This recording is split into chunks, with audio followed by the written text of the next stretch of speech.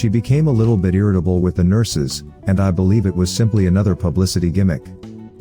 With regard to her mental disorders, it appears that Amber Heard was mentally ill at the time and was attempting to prove something. Does the way she handled the baby depict her illness? Continue watching to find out. Amber Heard was diagnosed with borderline personality and histrionic personality disorders by Dr. Shannon Curry during her defamation trial with ex-husband Johnny Depp. An old video of Amber Heard was recently released in which she was seen snatching a sick baby from a nurse and a child. The comment that reads, "This is the most heartbreaking of the clips. She requires serious psychiatric assistance which she will never receive. Simply wind her up until she explodes. There will be no happy ending for her. She requires either ECT or ayahuasca." Claims that the baby had just come out of surgery. The nurses tried to stop her, but she told them to leave. One more comment. Another stated that a public relations team cannot influence karma because billions of people support Johnny Depp and don't care what he does or says. She is attempting to get the nurse to come over there so she can continue snapping pictures with a prop sick kid.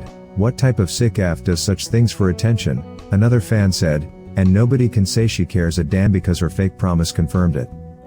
One supporter stated that this happened in Mexico in 2018 while she was at a clinic run by the Smile Train charity, which treats youngsters with cleft palates. An extended version of this film displays the parents' emotions. The nurses and parents must have been terrified that this woman would take the baby at random. Imagine waking up from anesthesia to find herself being held by a stranger. All fans believe that this was because of her illness, but Amber seems to be playing the role of a saint and feels bad for everyone involved.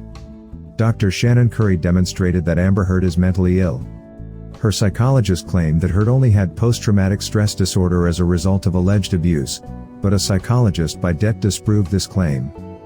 Histrionic personality disorder is a recognized diagnosis in the Diagnostic and Statistical Manual of Mental Disorders published by the American Psychiatric Association. According to recently updated continuing education materials for psychiatrics and psychologists, some mental health professionals disagree with the outdated, sexist, and stigmatizing notion that bipolar disorder is related to narcissistic and antisocial personality disorders, which are frequently characterized by dramatic, excitable, or volatile behaviors. Exaggerated emotions and attention-seeking actions are particularly described as symptoms of historic personality disorder. To be diagnosed with the condition, a patient must meet at least 5 of the criteria listed below. These include feeling uneasy when not the center of attention, engaging in provocative or seductive behavior, shifting or shallow emotions, drawing attention through appearance, and considering relationships to be more intimate than they actually are. These qualities must also exist and have an impact on the person's daily functioning. The typical patient is often flamboyantly dressed, engaging, and amusing, and they frequently tell experiences that are both incredibly interesting and emotional. Borderline personality disorder, on the other hand, is a type of mental illness that affects how a person feels and thinks about themselves. Those who have it experience identity diffusion, which means they don't know who they are.